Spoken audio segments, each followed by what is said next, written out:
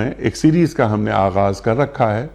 ہر اس آیت پہ بات کروا رہے ہیں کہ جس آیت میں اللہ تعالیٰ کا نام موجود ہے، یعنی یہ اس میں جلالہ موجود ہے، اللہ کا لفظ موجود ہے، اور اللہ تعالیٰ ہمیں بتا رہا ہے، جمیع انسانیت کو بتا رہا ہے کہ جینے کا ڈھنگ کیا ہوتا ہے، باوقار انداز میں جینا کیا ہوتا ہے، تمہاری ذمہ داریاں کیا ہیں، تمہیں کرنا کیا ہے. اللہ اکبر. ایک ایک آیت پر اپنے معزز علماء سے ہم سیکھ رہے ہیں. آج کی آیت سورۃ المائدہ آیت نمبر 67، اس تعلق سے ہم بات کروائیں گے. بہت سے نکات سامنے آئیں گے، بہت سارے مسائل ہم چاہیں گے کہ اٹھیں. بڑی اہم آیت خواتین حضرات، یا ایھا الرسول بلغ ما انزل الیک من ربک سے شروع ہو رہی ہے. یہ آیت اللہ کے رسول صلی اللہ علیہ وآلہ وسلم سے مخاطبت ہو رہی ہے. اے رسول صلی اللہ علیہ وآلہ وسلم، جو ہم نے آپ پر نازل کیا اس کا ابلاغ کر دیجئے، اسے پہنچا دیجئے. اگر آپ نے ایسا نہیں کیا تو آپ نے کار رسالت انجام نہیں دیا. واللہ یعصمک من الناس، اللہ تعالیٰ آپ کی حفاظت کرے گا. اللہ تعالیٰ فرما رہا ہے. خواتین و حضرات، بہت ساری باتیں اس ذیل میں آئیں گی، اور آخری بات اللہ تعالیٰ یہ رکھ رہا ہے کہ اللہ کافروں کو آپ کے مقابلے میں کامیابی کی راہ ہرگز نہیں دکھائے گا. کامیاب و کامران کون ہوگا؟ یعنی اہل ایمان ہوں گے، دین ہوگا. لَأَغْلِبَنَّ أَنَا وَرُسُلِي، غالب ہو کر رہیں گے میں اور میرے رسول. قرآن کریم کسی اور جگہ ارشاد فرماتا ہے. خواتین و حضرات، یہاں پر ابلاغ کرنا، جو ہم نے نازل کیا، کیا ہدایت کی بات ہو رہی ہے، قرآن و حدیث کی بات ہو رہی ہے. ابلاغ کر دیجئے، پہنچا دیجئے. ختم نبوت ہو گئی، کار نبوت باقی ہے. امت محمدیہ صلی اللہ علیہ وآلہ وسلم پر یہ آیت، یعنی سورہ مائدہ کی آیت نمبر 67 کوئی ذمہ داری عائد کرتی ہے یا نہیں؟ یہ بھی ہمارے معزز علماء ارشاد فرمائیں گے، ہماری تعلیم کریں گے، ہمیں یہ بھی بتائیں گے کہ آج دین کے ابلاغ کی شکلیں کیا کیا ہیں. دنیا بہت بدل گئی ہے، ہم بہت آگے چلے گئے ہیں. پورے عالم اسلام میں 57-58 مسلمان ممالک OIC کے ممبرز، ہر ملک میں ان کے سفارت خانے موجود ہیں. کیا مسلمان ممالک کے سفارت خانے اس آیت سے کچھ نصیحت لے رہے ہیں، کچھ روشنی مل رہی ہے کہ دین کے پیغام کو کیسے عام کیا جائے، وہاں تک پہنچا دیا جائے جہاں تک دین نہیں پہنچا، مقامی زبانوں میں تراجم کیے جائیں؟ اور اِنَّكَ لَا تَهْدِي مَنْ أَحْبَبْتَ وَلَكِنَّ اللَّهَ يَهْدِي مَن يَشَاءُ. اللہ تعالیٰ جس کو ہدایت دینا چاہے گا ہدایت دے گا. ہمارا کام تو صرف پیغام کو پہنچا دینا ہے. تو کیا ہم اس عمل سے گزر رہے ہیں؟ کیا ہم یہ کام کر رہے ہیں؟ یہ ہمیں بتائیں گے علامہ سید رضی جعفر صاحب قبلہ. خواتین و حضرات، کون آپ سے واقف نہیں، ہمارے ملک کا انتہائی مقبول، معروف اور محبوب نام پیام صبح میں تشریف لاتے ہیں، اور ہمیشہ ہم علامہ صاحب سے سیکھتے ہیں. تشریف فرما ہے محترم مفتی ارشاد احمد اعجاز صاحب. ایک اور جانا مانا نام ہمارے ملک کا. ایک دنیا کا آپ نے سفر کیا. آج کے جو مسائل ہیں، مسائل جدید، ان پر گہری نگاہ اور ان کا حل آپ عطا فرماتے ہیں قرآن و سنت کی روشنی میں. فارغ التحصیل دارالعلوم کراچی. تشریف فرما ہے قاری قرآن محترم قاری محمد سعد صاحب. ایک اور مشہور و معروف نام ہمارے ملک کا. قاری سعد صاحب تلاوت قرآن کریم کے لیے سورہ مائدہ کی آیت نمبر 67 سے آج کا پروگرام آغاز فرمائیے. اعوذ باللہ من الشیطان الرجیم. بسم اللہ الرحمن الرحیم.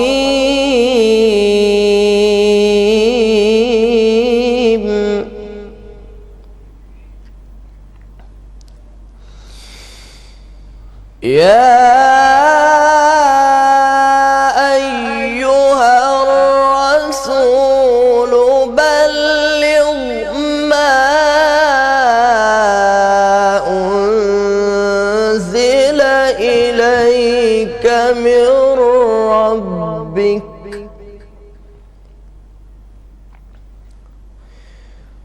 وَإِن لَّمْ تَفْعَلُوا افعل فما بلغت رسالته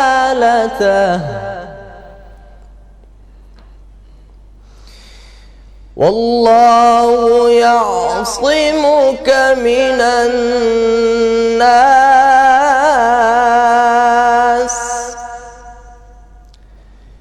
إن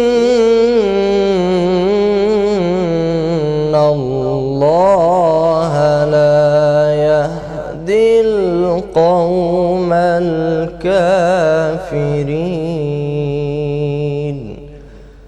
صدق اللہ العظیم۔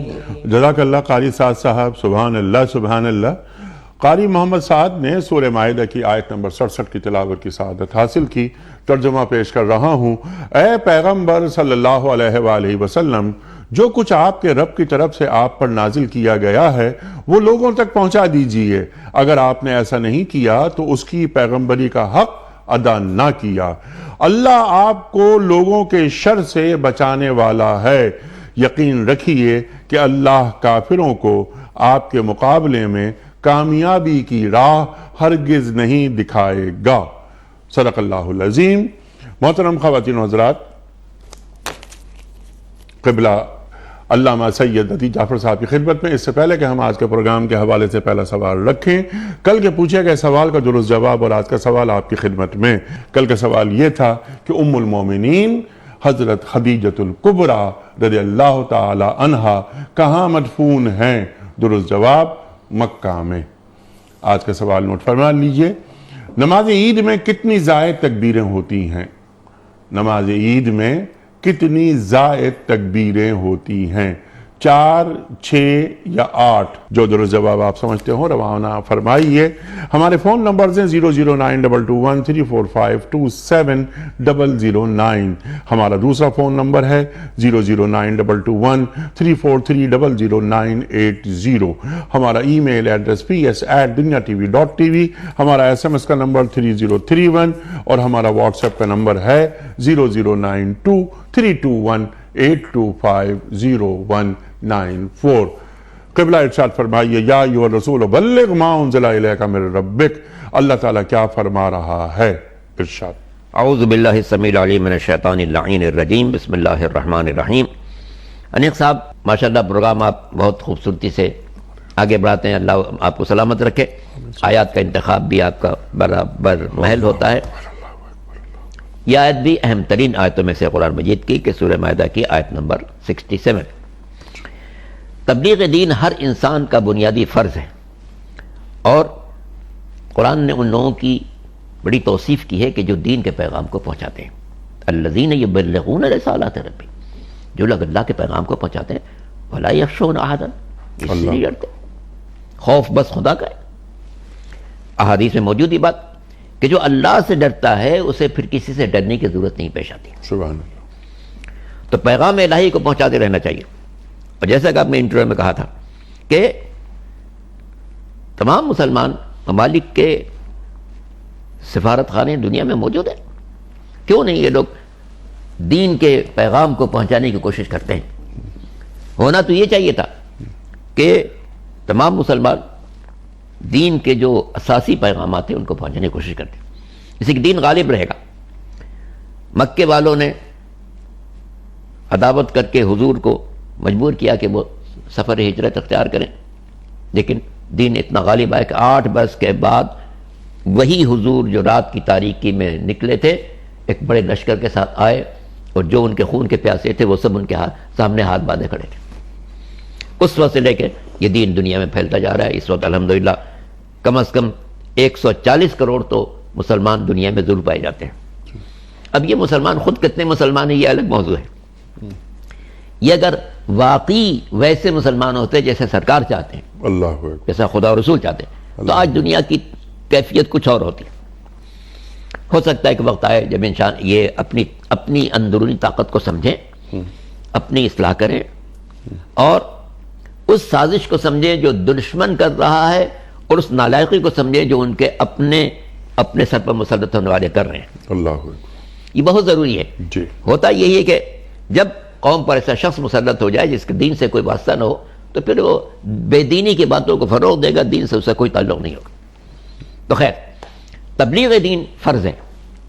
سرکار دو عالم صلی اللہ علیہ وسلم پر جب پہلی وحی نازل ہوئی، اقرأ باسم ربک الذی خلق، تو اس کے بعد آپ نے اس پیغام کی ذمہ داریوں کا آغاز کیا۔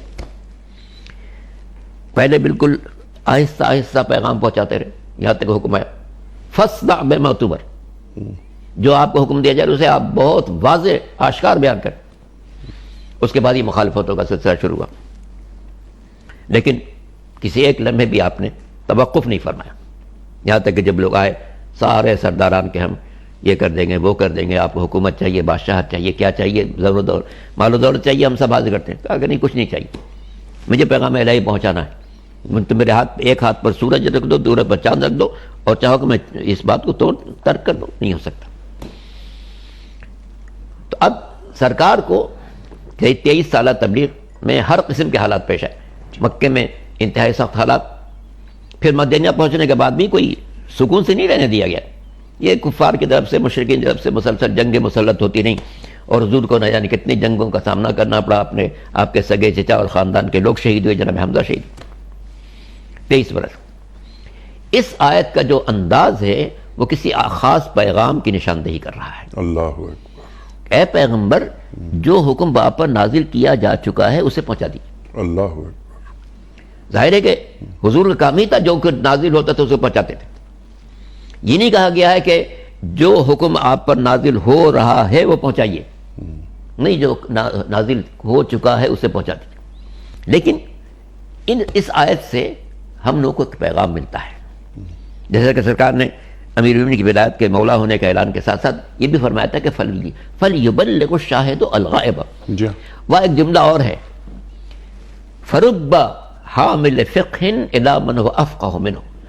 دیکھو میرے پیغام کو دوسروں تک پہنچاتے رہنا، اس لیے کہ ہو سکتا ہے جو پیغام پہنچا رہا ہے اس سے زیادہ وہ انسان بابصیرت ہو جس تک پیغام پہنچایا جا رہا ہے۔ سبحان اللہ۔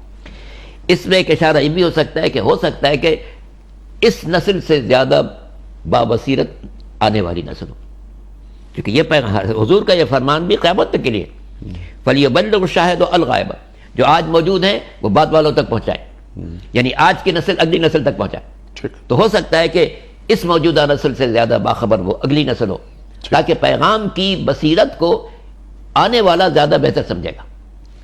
تو اس لیے حق کا پیغام، دین کے جو پیغامات ہیں، اس قرآن مجید نے جو 6000 سے زیادہ آیتیں ہیں، ہر آیت میں ایک پیغام ہے۔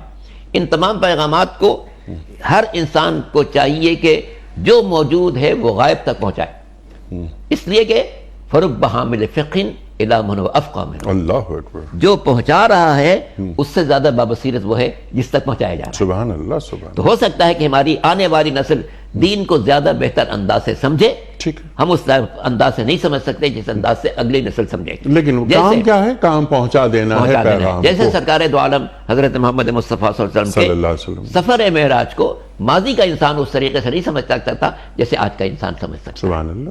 اسی طرح سے جو قرآن کی بعض ایسی پیشن گوئیاں ہے جو مستقبل سے تعلق رکھتی، ٹھیک، ان کو بھی کل کا انسان اس طرح نہیں سمجھ سکتا تھا جیسے آج کا انسان سمجھ سکتا ہے۔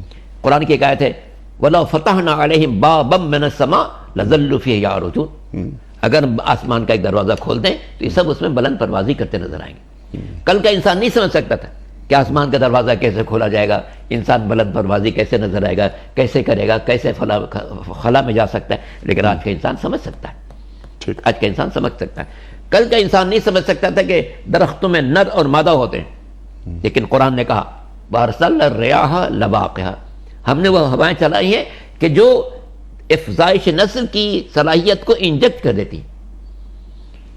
20ویں صدی کے آخر میں لوگوں کو پتہ چلا ہے کہ ہوائیں جو منتقل کرتی ہیں نر درخت سے مادہ درخت تک جو پھل کی صلاحیت پیدا ہوتی ہے وہ خاص ہواؤں سے چلتی ہے۔ سبحان اللہ۔ قرآن نے 1400 برس پہلے کہا تھا کہ وہ ہوائیں جو افزائش نسل کی صلاحیت کو منتقل کرتی ہیں ہم نے چلائی تھی۔ سبحان اللہ، یعنی آنے والی نسل نہ ہی صرف قرآن کریم کو ریسیو کرے گی، حاصل کرے گی، بلکہ ہو سکتا ہے بہتر تفقہ فی الدین، بہتر سمجھے اور پھر اس کو عہد سے جوڑے، کیونکہ ذہن انسانی کی امامت تا قیامت تا قیامت قرآن کریم کرتا رہے گا۔ اللہ اکبر۔ مفتی صاحب ارشاد فرمائیے کہ کیا یہ آیت کیا فرما رہی ہے؟ آیت 67 سورہ مائدہ، مخاطبت تو سرکار دو عالم صلی اللہ علیہ وآلہ وسلم سے براہ راست اللہ کر رہا ہے، یا ایھا الرسول بلغ ما انزل الیک من ربک، لیکن وہاں سے بات آگے بڑھ رہی ہے۔ لیکن پہلے ہم بات کرتے ہیں کہ سرکار دو عالم صلی اللہ علیہ وآلہ وسلم سے اللہ تعالیٰ کو کیا مطلوب ہے، اور یہ جو ابلاغ کریں کس چیز کا ابلاغ؟ آیات قرآنی کا، احادیث کا، اسوہ رسول کریم صلی اللہ علیہ وآلہ وسلم کا۔ کون سی ذمہ داری اللہ تعالیٰ سرکار دو عالم صلی اللہ علیہ وآلہ وسلم پر عائد کر رہا ہے اور آپ کے ذریعے امت مسلمہ پر؟ ارشاد۔ بسم اللہ الرحمن الرحیم، نحمدہ و نصلی علی رسولہ الکریم، اما بعد۔ انیق صاحب، نبی کریم صلی اللہ علیہ وسلم نے جب تبلیغ دین فرمائی ہے، اور خصوصاً آپ صلی اللہ علیہ وسلم کی جو آخر کی حیات ہے، جب آپ صلی اللہ علیہ وسلم کو فتوحات حاصل ہوئیں اور یہود اور وہاں سے نکلے اپنے، تو نبی کریم صلی اللہ علیہ وسلم کی دشمنی بڑھ گئی تھی، اور آپ نے وہ جو سورہ احزاب کے واقعات ہیں اور غزوہ احزاب میں جو کچھ بھی ہوا کہ پورے کے پورے قبائل کو جمع کر کے اسلام پر لشکر کشی کرنے کا ارادہ، نبی کریم صلی اللہ علیہ وسلم کے خلاف یہود کی سازشیں، آپ کو جانی نقصان پہنچانے کی کوششیں، تو اللہ سبحانہ و تعالیٰ نے اس آیت کے اندر 3 باتیں ارشاد فرمائی ہیں۔ پہلی بات تو ارشاد فرمائی آپ پر تبلیغ دین کے حوالے سے، دوسری ارشاد فرمائی آپ صلی اللہ علیہ وسلم کی حفاظت کے حوالے سے، اور تیسری ارشاد فرمائی کہ جو کفار آپ کے مقابلے میں کھڑے ہیں ان کی تدابیر، ان کی چیزوں کو اللہ تعالیٰ کبھی بھی کامیابی اور راہ ہدایت نصیب نہیں فرمائے۔ ان 3 باتوں کی نبی کریم صلی اللہ علیہ وسلم کو ان آیات کے اندر تلقین، اور آپ صلی اللہ علیہ وسلم کو ان آیات کے اندر ایک طریقے کی یاد دہانی اور تاکید کرائی جا رہی ہے۔ اللہ کے نبی صلی اللہ علیہ وسلم نے تبلیغ دین میں ویسے بھی کوئی کسر نہیں چھوڑی، طائف تشریف لے گئے، پتھر کھائے، زخمی ہوئے، آپ صلی اللہ علیہ وسلم مقابلے میں آ کے کھڑے ہوئے، اور خاندان نے آپ کا، جو قریش کے لوگ تھے انہوں نے آپ کا بائیکاٹ کیا، آپ کو شیب ابی طالب کے اندر رکھا گیا، بہت کچھ ہوا۔ جتنی تکالیف والی زندگی آپ صلی اللہ علیہ وسلم نے، آپ نے خود فرمایا کہ جتنی تکالیف مجھے دی گئی کسی نبی کو نہیں دی گئی۔ ان تکالیف کے بعد 2 باتیں اللہ سبحانہ و تعالیٰ نے اس آیت کے ذریعے لوگوں کو پیغام کے ذریعے بھجوا دی۔ ایک تو یہ کہ نبی کے مقابلے میں کھڑا ہونے والا کامیاب نہیں ہو سکتا۔ ایک پروگرام میں اس موضوع پر بھی بات ہوئی، کتب اللہ لاغلبن انا ورسولی، اللہ تعالیٰ فرما چکا ہے کہ بھئی یہ طے ہے کہ میں اور میرے نبی غالب آئیں گے۔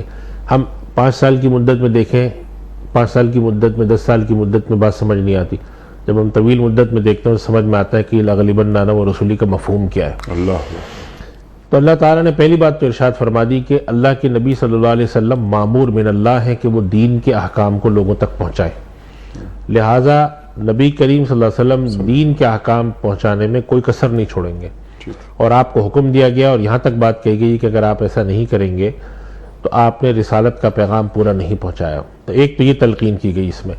چنانچہ صحابہ کرام میں سے بات سے پوچھا گیا، ام المومنین حضرت عائشہ رضی اللہ تعالیٰ عنہ سے پوچھا گیا، حضرت علی کرم اللہ وجہہ سے پوچھا گیا، اور بعض صحابہ سے پوچھا گیا کہ قرآن کریم کی کوئی ایسی چیزیں بھی ہیں کہ جو رہ گئی ہوں پوشیدہ۔ آپ نے فرمایا نہیں، ہر چیز ہم نے کھول کے بتائی، اللہ نے ہر چیز نبی کے ذریعے کھول کے بتائی۔ تو اس سے معلوم یہ ہوا کہ نبی کریم صلی اللہ علیہ وسلم جو دین لائے، حالانکہ اب خود قرآن کریم میں دیکھیں، بعض روایت میں آتا ہے کہ اس طرح کی بات بعض مفسرین نے لکھی بھی ہے کہ آپ صلی اللہ علیہ وسلم کی بعض ایسے احکام و بعض ایسی باتیں بھی اس میں بیان ہوئی ہیں کہ جس کو بیان کرتے وقت طبعی طور پر کسی بھی شخص کو تعمل ہو سکتا ہے۔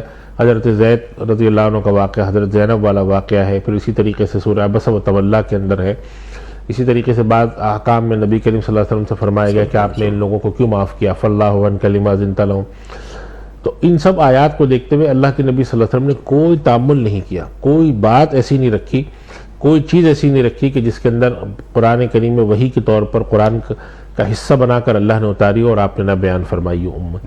تو آپ صلی اللہ علیہ وسلم ہر چیز بتا دیتے ہیں اور ہر چیز کھول کر واضح کر دیتے ہیں۔ چنانچہ اس آیت کے اندر ایک تو یہ بات بتا دی کہ یہ آپ کا فرض منصبی ہے اور آپ یہ کام کریں گے۔ دوسری بات، مسلمانوں کو من حیث المجموع خوف تو تھا کہ آپ صلی اللہ علیہ وسلم کی جان لینے کی کوششیں کی جاتی ہیں، تو کچھ پہرے دار بھی مقرر ہوئے تھے۔ نبی کریم صلی اللہ علیہ وسلم کو اللہ نے تسلی دی اور عامت الناس کو تسلی دی کہ اب اللہ سبحانہ و تعالیٰ نے، ویسے بھی اللہ ہی حفاظت فرماتا ہے، لیکن اللہ تعالیٰ لوگوں کے جو جسمانی اور اس قسم کے شر جو لوگ پہنچانے کی کوشش کرتے ہیں، اللہ تعالیٰ آج کے بعد اپنے نبی کی خود حفاظت فرمائے گا۔ چنانچہ نبی کریم صلی اللہ علیہ وسلم نے آیت اترنے کے بعد جو صحابہ حفاظت پہ فرمایا تم جاؤ۔ اور تیسری بات ایک مجموعی حوصلے کے طور پہ امت کے لیے، صحابہ کے لیے، نبی کریم صلی اللہ علیہ وسلم کے لیے فرما دی ان اللہ لا یہدی القوم الکافرین۔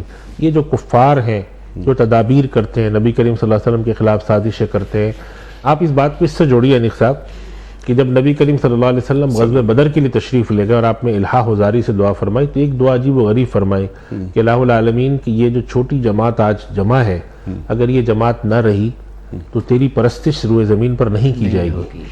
تو اللہ کے نبی صلی اللہ علیہ وسلم کو یہ بات دل میں آتی تھی تو آپ نے فرما دیا کہ نبی آپ کے مقابلے میں جو لوگ کھڑے ہوں گے آ کر کفار، یہ طے سمجھیں کہ اللہ تعالیٰ ان کو ہدایت نہیں نصیب فرما۔ ہدایت سے مراد ہے کہ اگر وہ یہ سمجھتے ہوں کہ ہمارا نظام زندگی صحیح ہے، ہمارا طرز حیات صحیح ہے، وہ طرز حیات اس طرز حیات کے مقابلے میں کامیاب نہیں ہوگا، نہ وہ مادی طور پر آپ کے مقابلے میں کھڑے ہو پائیں گے، نہ وہ معنوی طور پر آپ کے مقابلے میں کھڑے ہو، کسی طور پر اللہ ان کے نصیب میں ہدایت نہیں رکھے گا جب تک کہ وہ آپ کے تابع ہو کر آپ پر ایمان نہ لے آئیں۔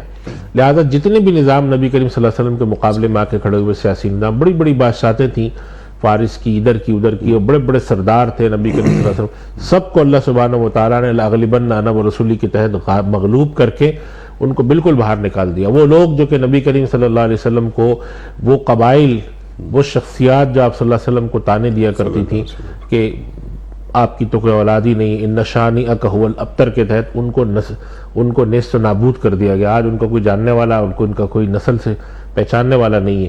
تو یہ اللہ سبحانہ و تعالیٰ نے آپ سے وعدہ فرمایا اور آپ کی تسلی کے لیے، اور آپ صلی اللہ علیہ وسلم کو یہ 3 وعدے فرما کر اس سے دیا گیا۔ اس سے ہمیں جیسے اللہ صاحب نے بات فرمائی کہ شان نزول یا جو بھی حالات ہیں اس کے مقابلے میں جو قرآن کے احکام آتے ہیں وہ عمومی تطبیق کے لیے ہوتے ہیں۔ یہی بات یہاں پر بھی ہے کہ یہ تبلیغ کا جو فریضہ ہے جی یہ امت کے پر بھی ہے، امت کے اندر دین کے حاملین پر بھی ہے، عام عمل کرنے والوں پر بھی ہے، اپنے اپنے منصب، اپنے اپنے ذمہ داری، اپنی اپنی شعبہ حیات کے تحت ہر آدمی کو تبلیغ دین کرنی ہے۔ تبلیغ دین کا خاص مفہوم یہ نہیں کہ آدمی ایک خاص حیت اختیار کرے اور جا کر دین پھیلائے، بلکہ تبلیغ دین کی بہت ساری شکلیں ہیں۔ تبلیغ دین کے اندر دین کی بات کو عام طریقے سے پھیلانا بھی ہے، دین کی بات کو چھوٹے چھوٹے جو رسائل کے ذریعے پھیلانا بھی ہے، کوئی خیر کی بات کر دینا بھی دین ہے، دین کے پیغام کو عام کر دینا بھی دین ہے، تہذیب کو، دینی تہذیب کو برقرار رکھنا دین ہے، دینی تمدن کو برقرار رکھنا دین ہے، دین کے دفاع میں لکھنا دین ہے۔ تو لکھنا بھی ہے اس کے ذریعے، وہ پروگرام بھی اس کے ہو سکتے ہیں، تحریر بھی ہو سکتی ہے، کتابیں بھی ہو سکتی ہیں، تقریر بھی ہو سکتی ہے، اپنا نظام اسلوب بھی ہو سکتا ہے، نظام حیات بھی ہو سکتا ہے۔ تمام طریقوں سے انسان اگر دین کی تبلیغ کرتا ہے کہ بھئی یہ بھی ایک دین کا طریقہ ہے، یہ بھی ایک نظام حیات ہے، یہ اس کے اندر آتا ہے۔ تو تبلیغ من حیث المجموع امت کے اوپر فرض ہے اور فرض کفایہ ہے، اور کچھ لوگوں کو ضرور اس منصب کو ادا کرنا چاہیے اور ہر شعبے میں ادا کرنا چاہیے۔ اور اس کے 2 حصے ہیں، ایک تو یہ کہ پیغام غیر مسلموں تک پہنچے، پیغام ان تک پہنچے جن تک پہنچا نہیں ہے، اور دوسرا حصہ اس کا یہ بھی ہے کہ وہ لوگ جن کو جو ہمارے عام مسلمان ہیں جو رستے سے تھوڑا سا بھٹک گئے ہیں یا وہ کمزور ہو گئے عمل کے رخ پر، ان کو تلقین کی جائے۔ یہ دونوں حصے اسی کے اندر شامل ہیں۔ چنانچہ امر بالمعروف اور نہی عن المنکر کا جو تصور ہے وہ یہی آتا ہے کہ جو لوگ رستے سے ہٹ جاتے ہیں، لہذا دین کی تلقین کی جائے، جسے ہم قرآن کریم نے اصطلاح استعمال کی تذکیر کی۔ چنانچہ فرمایا وَذَكِّرْ فَإِنَّ الذِّكْرَىٰ تَنفَعُ الْمُؤْمِنِينَ، نبی آپ نصیحت کیجیے اس لیے کہ نصیحت مومنین کے لیے نفع بخش ہوتی ہے۔ معلوم یہ ہوا کہ یہ نصیحت کرنا اور دین کے پیغام کو بار بار دہرانا اور دین کے پیغام کو عام کرنا یہ تبلیغ دین کا حصہ ہے۔ ایک تبلیغ دین کے حصے کے اندر انیق صاحب ایک اور بات آتی ہے، اور وہ یہ آتی ہے کہ جب ہمارا مقابلہ کسی تہذیب سے ہو تو اس تہذیب کے مقابلے میں ہم اپنی تہذیب پر، اپنے تمدن پر فخر کریں اور اس کو لے کر آگے چلیں۔ جب انسان کے اندر احساس شکست اندر پیوستہ ہو تو انسان اپنی تہذیب اور تمدن کو لے کر آگے نہیں چلتا، بلکہ اس کے اوپر معذرت خواہ ہوتا ہے، اس پہ شرمندگی کی کیفیت ہوتی ہے۔ وہ نہ ہو، ہمارے قول سے، ہمارے فعل سے، ہماری تحریر سے، ہمارے انداز سے، ہمارے اسلوب سے اپنے دین پر فخر، اپنی تہذیب پر فخر ہو۔ اس لیے اللہ سبحانہ و تعالیٰ فرما رہے ہیں، ہمیں تسلی دے رہے ہیں، ہمیں تلقین کر رہے ہیں، ان اللہ لا یہدی القوم الکافرین۔ اللہ ان کو اس نظام حیات میں، جس نظام حیات کے ذریعے وہ کامیابی کا دعویٰ کرتے ہیں، اس میں اللہ انہیں کامیابی حاصل نہیں ہو سکے گی۔ اور یہ کہ تم ڈرو نہیں، ہاں، تم خوف زدہ نہ رہو، واللہ یعصمک من الناس، کہ میں تمہیں لوگوں کے شر سے بچا لوں گا۔ اللہ اکبر۔ جو اللہ کے کام میں لگ جاتا ہے اللہ اس کے کام میں لگ جاتا ہے. اچھا، یہ جو اس کا جو فلسفہ ہے اور اس کے جو معنی مفاہیم اس آیت کے وہ سامنے آ گئے. اب طریقہ کار، جس طرح آپ نے یہ بات فرمائی کہ بلغ ما انزل الیک من ربک، آپ نے بات فرمائی ادعو الی سبیل ربک بالحکمہ والموعظۃ الحسنہ وجادلہم باللتی ہی احسن. اب طریقہ کار، اس کا روڈ میپ نازل ہوا. اللہ تعالیٰ کا یہ زمین والوں سے آخری کلام ہے. قرآن کریم کے بعد کوئی رسول نہیں، کوئی کتاب نہیں، کوئی اللہ تعالیٰ کی زمین والوں سے مخاطبت نہیں ہے. تو اب ہم کلمہ گو امتی، ہماری ذمہ داریاں، یہ آیت ہم پر کیا آیت کر رہی ہے، اس کا طریقہ کار کیا ہے، اور اس طریقہ کار کو ہم اڈاپٹ کیوں نہیں کر پا رہے، کیا رکاوٹیں ہیں، ان رکاوٹوں کو کیسے دور کیا جائے. انیق صاحب، یہ پروگرام ماشاءاللہ جو آپ کا قرآن کا ہے، یہ غیر معمولی پروگرام ہے اور بہت ہی لائق تحسین پروگرام ہے. میں عرض کروں، قرآن ایک غیر معمولی کتاب ہے. فی ذکرکم و ذکر آبائکم، اللہ، تمہارا بھی تذکرہ ہے، تمہارے آبا و اجداد کا تذکرہ موجود ہے. بندے خدا پر فرض ہے کہ اپنا بھی تذکرہ تلاش کرے، اپنے آبا و اجداد کا تذکرہ تلاش کرے. مسلمانوں کے لیے اس آیت میں ایک خاص پیغام ہے، واللہ یعصمک من الناس. دیکھو، تبلیغ کے سلسلے میں پریشان مت ہونا، اللہ تمہاری حفاظت کرے گا. یہ اگرچہ سرکار سے فرمایا ہے، سرکار دو عالم سے فرمایا ہے، لیکن قرآن کی ہر آیت قیامت تک زندہ ہے. ہر وہ شخص جو پیغام الہی پہنچائے گا، اللہ اس کی حفاظت کرے گا. مسلمانوں کو اس کو پیش نظر رکھنا چاہیے تھا. اقبال نے کتنی اچھی بات کہی تھی، خیرہ نہ کر سکا مجھے جلوائے دانش فرنگ، سرما ہے میری آنکھ کا خاک مدینہ و نجف. تو اقبال نے واقعاً چاہا تھا کہ ہماری یہ جو مملکت بننے والی ہے، اللہ اکبر، وہ قرآن کی تعلیمات کا نمونہ ہو، سرکار دو عالم کی حیات طیبہ کا ایک نمونہ ہو، ایک ماڈل. قائد اعظم نے بھی اسی کوشش کی تھی. یہ اور بات ہے کہ ہمارے ماشاءاللہ جو حکمراں قائد اعظم کے بعد مسلط ہوئے، انہوں نے قائد اعظم اور اقبال کے فکر کے سلسلے میں ایک قدم بھی آگے نہیں بڑھایا. نہ جانے کن مروبیت میں مبتلا ہوئے، کیا ان کے اذہان و افکار میں رہا. ہمیشہ باہمی جھگڑوں میں انہوں نے اپنا وقت گزار دیا، 72-73 سال. اس راستے پر قدم نہیں رکھا جس راستے پر قائد اعظم یا مفکر پاکستان ان کو چلانا چاہ رہے تھے. غور کیجیے گا، قرآن میں اتنی طاقت ہے کہ آج بھی ذہنوں کو بدل سکتا ہے. ایک واقعہ یاد آ گیا، اسے بیان کرنے میں کوئی حرج نہیں ہے. میں مونٹریال گیا تو وہاں کی یونیورسٹی میں ایک لیکچر تھا.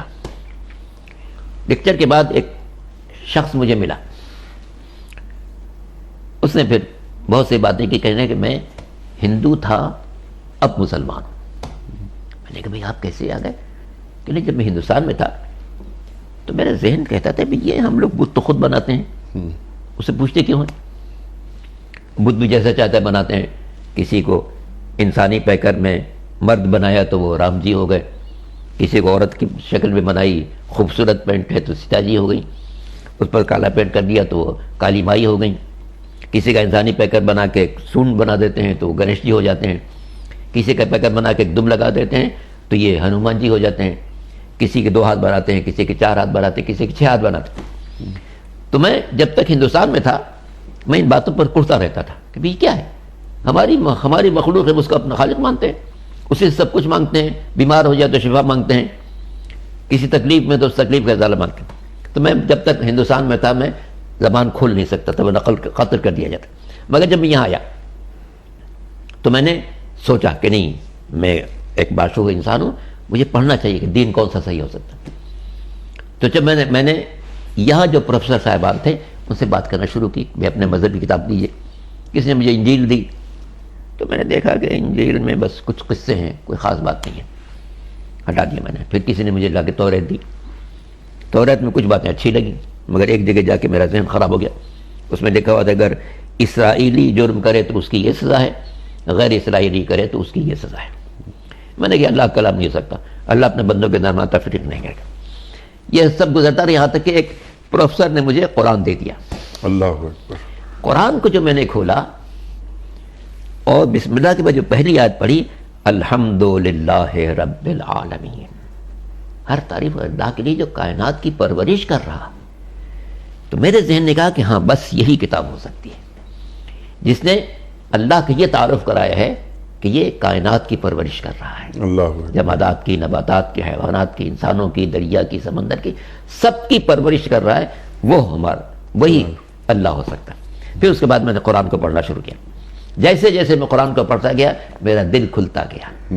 یہاں تک کہ میں نے لوگوں سے پوچھا کہ بھئی یہ کتاب کس پر نازل ہوئی؟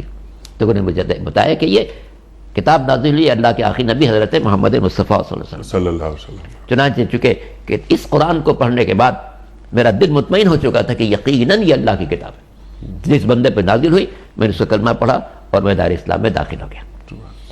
آج بھی ہم پورے اطمینان کے ساتھ کہہ سکتے ہیں کہ 4 کتابیں اللہ کی طرف سے نازل ہوئی، توریت، انجیل، زبور اور قرآن. اگر کوئی بابصیرت شخص ہمت کرے اور غیر مسلموں کے سامنے قرآن کو اس کی بلاغت کے ساتھ پیش کرے اور وہی اسلوب ادعو الی سبیل ربک بالحکمت، پہلی بات دانائی ہونی چاہیے، اس کے بعد موعظہ حسنہ ہے. پھر جو بحث ہے بحث میں بھی بہت خوش اسلوبی سے بحث ہونی چاہیے. جادل باللتی احسن، حسین نہیں احسن. سبحان اللہ. بحث کی منزل ہے بہت ہی شائستہ، بہت ہی پیاری گفتگو.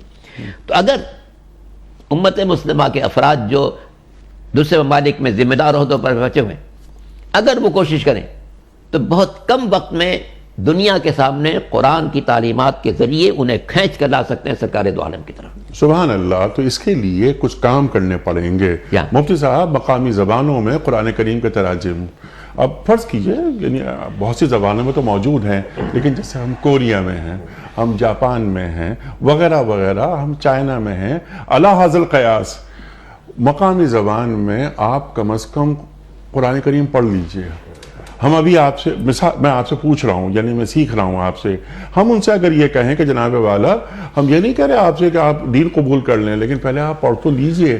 تو کیا ہم نے الا هل بلغت جو آپ نے بات فرمائی فَلْيُبَلِّغُ الشَّاهِدِ الْغَائِبِ، یہ اللہ کے رسول فرمانے صلی اللہ علیہ وآلہ وسلم. غائب سے مراد یہاں سے غائب نہیں بلکہ قیامت تک کے لیے آنے والے جو لوگ ہیں ان تک کے لیے قرآن ہے، یہ پہنچاتے رہیں. تو کیا ہم مقامی زبانوں میں یہ کام کروا رہے ہیں؟ قرآن حدیث یہ ان تک پہنچے. اور یہ ایک بڑا کام ہے، یہ مشترک کام، اجتماعی کام ہے، جس سے میں نے عرض کیا تھا کہ OIC کے جو ممالک ہیں ہمارے وہ سب مل کر فرض ہے، ان پر فرض ہے. وہ سب دین سے محبت کرتے ہیں، ہم سے زیادہ دین سے محبت کرتے ہوں گے وہ، لیکن وہ یہ کام کیوں نہیں ہو رہا؟ ہمارے سفارت خانے، علامہ صاحب میں آپ سے کیا عرض کروں، ایک مرتبہ یورپ کے کسی ملک میں ہم بیٹھے ہوئے تھے اور پاکستان کے سفارت خانے میں، اور ہوا یہ کہ وہاں کوئی گفتگو ہوئی اور گفتگو کے دوران کوئی بات نکل کر آئی تو جو ہمارے سفیر صاحب تھے انہوں نے کہا کہ قرآن کریم میں یہ بات موجود ہے. تو ہم نے یہ عرض کی کہ قرآن کریم میں کہاں یہ بات موجود ہے، اور آپ نے اتنی بڑی بات کہہ دی کہ قرآن کریم میں تو موجود نہیں ہے. تو کہنے لگے موجود ہے. میں نے کہا قرآن کریم منگوا لیجئے، اور مجھے 100% یقین تھا کہ قرآن کریم ہوگا اور یہ آ جائے گا، کیونکہ ہمارا پاکستان کا سفارت خانہ ہے، ہمارے لوگ ہیں سب. مفتی صاحب پورے سفارت خانے میں قرآن کریم نہیں تھا. اللہ اکبر، اللہ اکبر. اب یہ یعنی یہ کہ کیا یہ ملک سیکولر ملک ہے؟ ہمارے یہ سب باتیں پھر اس کا مطلب یہ لفظوں کی جگانی ہے کہ پاکستان کا مطلب کیا، لا الہ الا اللہ، پاکستان، دو قومی نظریہ، آئین پاکستان، اور کوئی بھی چیز خلاف آئین، خلاف قرآن اور خلاف حدیث نہیں ہوگی. اللہ اکبر. تو کیا ہم صرف یہ زبانی کلامی بس قولی اقرار عملی انکار؟ تو ہمارا کام یہ ہے، یہ میں سمجھتا ہوں، آپ اتفاق کر رہے ہیں یا نہیں مجھے آپ بتائیے گا، کہ ہم سب مل کے یہ کام کریں، پورا عالم اسلام یہ کام کرے، غیر مسلموں تک قرآن کریم ان کی مقامی زبان میں پہنچا دیا جائے. دیکھیے انیق صاحب، یہ جو آپ بات فرما رہے ہیں غیر مسلموں تک بڑی سطح پر، عالمی سطح پر ان کی زبان میں قرآن کریم پہنچے. ہمارے اپنے ملک میں بھی یہ کام ہونا چاہیے. جی ہاں، کہ ملک کے اندر کئی زبانیں بولی جاتی ہیں، ان میں ترجمہ ہو. ترجمے کے علاوہ بہت سارے اس پر کام ہو رہا ہے، دنیا میں بہت کام بھی الحمدللہ ہو رہا ہے. آواز کے اندر وائس، یعنی کہ بجائے اس کے کہ تحریری شکل میں ہو، قرآن کریم ریکارڈ کر کے پہنچایا جائے. دیکھیے نہ صرف یہ کہ قرآن کریم پہنچایا جائے، بلکہ مضامین قرآن منتخب کر کے لوگوں تک پہنچائے جائیں کہ اللہ تعالیٰ انسان سے زندگی کے کن کن مراحل کے بارے میں کیا کیا گفتگو فرماتا ہے، ہمارا طرز حیات کیا ہونا چاہیے، ہماری معیشت، ہماری معاشرت، ہمارا اخلاق، لوگوں کے ساتھ لین دین، لوگوں کے ساتھ رہن سہن، گزر بسر کیا ہو۔ جب ہم قرآن کا پیغام، اصل جو آپ بات فرما رہے ہیں نا کہ ہمارے اندر ایک فکری افلاس ہے، وجہ اس کی کیا ہے؟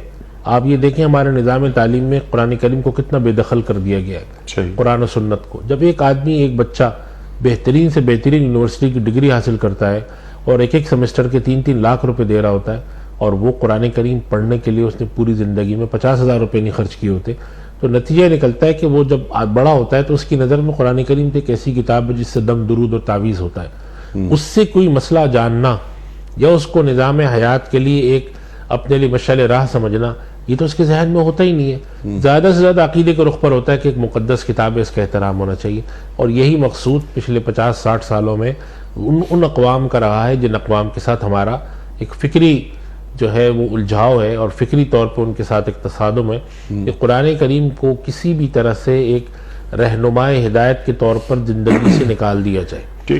اگر کوئی سوال، جیسے نیک صاحب ایک پروگرام میں یہ بات آئی تھی کہ ہمارے یہاں دینی جو ہمارے یہاں یونیورسٹیز ہیں یا ہمارے یہاں جو طلباء ہیں ان کے اندر فکری طور پہ بہت انتشار پھیل رہا ہے، فکری طور پہ ان کے اندر الحاد پھیل رہا ہے، تو اصل آپ فکر دیکھیں، فکر یہ ہے کہ اگر دین کا کوئی مسئلہ سمجھ میں نہیں آیا، اگر ہمیں یہ بات سمجھ میں نہیں آ رہی کہ ہمارے سر میں درد کیوں ہو رہا ہے، تو ہمیں تلقین کی جاتی کہ اس کے بارے میں آپ ڈاکٹر سے مشورہ لیں، کسی سے پوچھیں، خود پڑھیں۔ لیکن اگر ہمیں یہ سمجھ میں نہیں آ رہا کہ دین کے یہ مسئلہ کیا ہے، تو تلقین یہ کی جاتی کہ دین کا انکار کرو۔ یہ آج کے دور کی سب سے بڑی فکری افلاس کی صورت ہے کہ انسان اگر دین نہیں سمجھتا تو خدا کا انکار کرے، دین کا انکار کرے۔ دین کا ہمیں اس طرف رجوع جو کرنا، دین سمجھ نہیں رہا نا، قطع کلام معاف ہو، جو دین سمجھ نہیں رہا اس کی وجہ یہ ہے کہ اس نے مقامی زبان میں قرآن کریم کو نہیں پڑھا نہیں۔ اگر ہم اسے پڑھوا دیں، بالکل میں یہ کہہ رہا ہوں مقامی زبان میں نہ صرف قرآن کریم پڑھوائیں بلکہ مضامین قرآن، کیونکہ قرآن کریم کی تو ایک ترتیب خاص انداز میں ہے، تو قرآن کریم میں سے جو مضامین ہیں جو نظام حیات کے، اور اس پر ہمارے یہاں بہت حضرات نے بڑے پیمانے پر کام کیا، اس کو جدید شکل میں ڈالنے کی بھی ضرورت ہے۔ آج کل جو ہمارے پاس جو میڈیا کے ذرائع آ گئے ہیں، اس کے اندر سوشل میڈیا وغیرہ، اس کے ذریعے بھی پیش کرنے کی ضرورت ہے۔ ہر رخ پر اس پیغام کو دہرانے کی اور اس پر عمل کرنے کی ضرورت ہے کہ قرآن کا پیغام، مضامین قرآن، تعلق بالقرآن اور اللہ کے نبی کریم صلی اللہ علیہ وسلم کی جو احادیث ہیں، جو بنیاد ہیں دین کی، ان کے ساتھ لوگوں کا تعلق جوڑ کر کہا جائے کہ اس کو سیکھو، اس کو پڑھو، اس سے چیزیں نکالو۔ ہمارے ہاں تو ایسے ساتھی ہمارے ایسے ہیں کہ جنہوں نے مینجمنٹ کے بھی قرآن کریم اور حدیث کے اندر سے پرنسپل نکال کے اس پر کام کیا۔ کام کرنے والے لوگ ہیں جو اب کر رہے ہیں، جو کہ نظام حیات نے پولیٹیکل سسٹم کے حوالے سے، ایڈمنسٹریٹو چیزوں کے بارے میں، پالیسیز کے بارے میں، دین کے مآخذ میں سے چیزیں نکال رہے ہیں۔ اس پیغام کو عام کرنے کی، پھیلانے کی ضرورت ہے تاکہ جو بچہ ہمارا پڑھ کر نکلے تو اس کی دل میں یہ بات ہو کہ جو چیز میں پڑھ کر آ رہا ہوں، یہاں سے میں اپنے دینی، اپنے مسائل کا حل نکال سکتا ہوں، اپنے معاملات کا حل میں نکال سکتا ہوں۔ یہ نہیں ہو کہ صرف سمجھا جائے کہ ایک مقدس کتاب ہے، مقدس تو ہے لیکن ہم اس کو جزدان میں اور ہم اس کو بند کر کے ایسی جگہ رکھ دیں کہ جہاں پر کبھی کبھی نکال کے کسی کی میت کے اوپر یا برکت کے لیے گھر کے افتتاح کرتے وقت پڑھیں اور باقی اس کو چھوڑ دیں۔ تو پھر تو وہی بات ہے نا قرآن کریم میں کہ اللہ سبحانہ و تعالیٰ فرماتے ہیں سورۃ الفرقان میں کہ قرآن اللہ تعالیٰ سے شکایت کرے گا، ان قوم اتخذوا ھذا القرآن مہجورا، میری قوم نے تو قرآن کو چھوڑ رکھا تھا، اور چھوڑ رکھنے سے مراد یہ کہ عمل اس پر چھوڑ دیا، اس کو پس پش ڈال دیا۔ چہ جائے کہ وہ قرآن کریم کا ابلاغ کرتے، انہوں نے خود یا رب ان قوم اتخذوا ھذا القرآن مہجورا، مطلوب شکل میں لیا، اللہ اور متروک رکھا۔ اللہ اکبر، اللہ اکبر۔ اچھا اب کنکلوڈ فرما دیجئے علامہ صاحب، اب یہ چند ٹو ڈوز کرنے کے کام آپ تلقین فرما دیجئے۔ بڑا اچھا پوائنٹ ہے یہ، ہم نے جو گفتگو کی اور آغاز سے لے کے کچھ دیر پہلے تک کہ اس ابلاغ کیا جائے، قرآن کریم کو پہنچایا جائے، لیکن مفتی صاحب نے نکتہ اٹھایا کہ خود بھی تو سمجھا جائے ہمارے گھروں میں کیا ہو رہا ہے، ہمارے نوجوانوں کے ذہنوں میں خدا نہ خواستہ اگر یہ سوالات جنم لے رہے ہیں کہ ہمارا قرآن یا ہمارا دین موجودہ مسائل کا حل پیش نہیں کر سکتا، تو سوچنے کی بات ہے۔ اور آپ نے انتہائی حساس بات فرمائی کہ یہ باتیں الحاد تک لے کر چلی جاتی ہیں۔ اللہ اکبر۔ تو قرآن کریم کو اندر اتارنا ہے، خود پر نازل کرنا ہے۔ اقبال فرماتے ہیں نا کہ تیرے ضمیر پہ جب تک نہ ہو نزول کتاب، گرا کشا ہے نہ رازی نہ صاحب کشاف۔ تو مجھ پہ قرآن کریم نازل کیسے ہو، میرے گھروں میں قرآن کریم کیسے آئے، ہمارے گھروں میں وغیرہ وغیرہ. تو قرآن کریم سے جڑ کر اپنی ذمہ داریوں کو محسوس کر کے کہ ہاں، یعنی جسے ہم کہتے ہیں نا کہ مقام مسلم ہے کیا، اللہ نے مجھے کس مقام پہ فائز کر دیا، میرا کام کیا ہے، اس کو میں سمجھ کر پھر میں دین کا سفیر بن جاؤں اور دین کے پیغام کو عام کروں. یعنی اس کا روڈ میپ کیا ہوگا؟ ارشاد. اصل میں انیق صاحب انتہائی المیہ کی بات ہے. پاکستان میں 20-22 کروڑ مسلمان ہیں. جی ہاں. ان میں کتنے ہیں جو روزانہ قرآن پڑھتے ہوں، جی تلاوت کرتے ہوں، کتنے ہیں جو اس کا ترجمہ پڑھتے ہوں، کتنے ہیں جو اس پر غور کرتے ہوں، کتنے ہیں جو اپنی زندگی کو اس کے سانچے میں ڈالنے کی کوشش کرتے ہوں. دوسروں تک پہنچانے کی منزل بعد میں ہے. جی ہاں. پہلے خود تو قرآن کے تصویر بن جائیں ٹھیک کہ ہمارا اٹھنا بیٹھنا سونا جاگنا گفتگو کرنا سب کہے کہ یہ قرآن کے مطابق. اللہ اکبر. کیونکہ قرآن ایک نظام حیات ہے. یہ آخری صحیفہ آسمانی ہے، اس کے بعد کوئی صحیفہ آنے والا نہیں ہے. یہ ہر مسلمان سے خاص طور سے مخاطب ہے. ویسے تو تمام انسانوں سے، جی ہاں. تمام انسانوں کے لیے ہے. جی ہاں. بیان للناس، هذا بیان للناس، یہ تمام لوگوں کے لیے بیان ہے. لیکن مسلمان سے خاص طور پر کہ بھئی تم نے جب اس کو قبول کیا تو تمہارا طرز عمل وہ نہ ہونا چاہیے کہ قرآن بارگاہ معبود میں شکایت کرے ان قومی اتخذوا هذا القرآن مہجورا. اے میرے پروردگار، میری اپنی قوم نے لیا متروک شکل میں. ہمارے اکثر گھروں کی صورتحال یہ کہ ہم نے قرآن کو لیا، اتخذوا لے لیا، لیکن کس شکل میں لیا؟ مہجورا، مطلوب شکل میں. تو ضرورت اس بات کی ہے کہ ہمارے پورے نظام تعلیم میں ہمارے حکمرانوں کے دنوں میں یہ بات ڈالی جائے کہ جناب قرآن تم سے بھی مخاطب ہے. صحیح. تم کلمہ پڑھتے ہو، قرآن تم سے بھی مخاطب ہے. تمہیں اللہ نے اختیار دیا، تمہارے پاس وسائل تھے، تم نے قرآن کی تعلیمات کو عام کرنے کی کتنی کوشش کی. ذرائع ابلاغ تمہارے ہاتھ میں ہے، اخبارات پر قبضہ تمہارا ہے، صحافت پر تمہارا قبضہ ہے، لوگ تمہارے پاس ہیں، وسائل تمہارے پاس ہیں. اس قرآن کی تعلیمات کو عام کرنے کی کتنی کوشش کی. اور پھر یہ جو فقرہ ہے واللہ یعصمک من الناس، کبھی خوف زدہ نہیں ہونا چاہیے کہ جناب ہم یہ کام کریں گے تو دنیا کے لوگ مخالف ہو جائیں گے. نہیں، اللہ تمہاری حفاظت کرے گا. جس اللہ نے سرکار دو عالم حضرت محمد مصطفیٰ صلی اللہ علیہ وسلم کو مشرکین مکہ سے بچایا، پھر ان کو فاتح کیا، کیا وہ دین کو پھیلانے والے کی حفاظت نہیں کرے گا؟ یقیناً. کل بھی وہ بیدار تھا، آج بھی بیدار ہے. حی قیوم ہے، وہ زندہ بھی ہے، پاسبانی بھی کرنے والا ہے.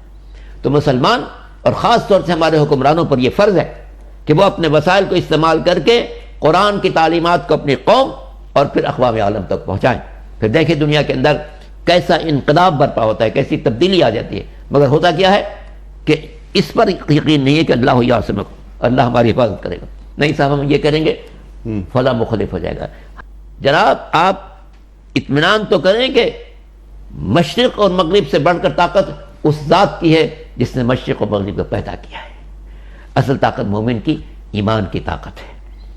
اسی لیے حدیث میں موجود یہ بات کہ جو اللہ سے ڈرتا ہے پھر اسے کسی سے ڈرنے کی ضرورت نہیں پڑتی. سبحان اللہ، سبحان اللہ. تو اس لیے ہر مسلمان پر اور مسلمانوں کو حکمرانوں پر خاص طور سے یہ فرض ہے کہ پہلے تو اپنی زندگی کو قرآن کے سانچے میں ڈالیں، ملک کے اندر قرآن کی تعلیمات کو پھیلائیں اور پھر اقوام عالم کو پیغام دیں کہ دیکھو قرآن کیا کہتا ہے اور کس طرح تمہاری زندگی کے راستوں پر لے چلتا ہے. سبحان اللہ، سبحان اللہ. جس طرح آپ نے بات کی کہ حکمرانوں پر ذمہ داری، بڑی ذمہ داری حکمرانوں پر ہے.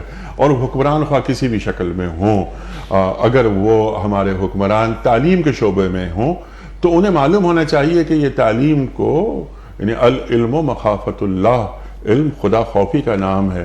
تو علم میں بھی، علم سیکولر نہیں ہوتا، علم کا تزکیہ ہوتا ہے. تو ہمارے جو مسلمان سچے مسلمان ہیں اور واقعی یعنی یہ وہ ان کے دلوں میں دین سے محبت ہے، لیکن کیا قرآن کریم سے قربت ہے؟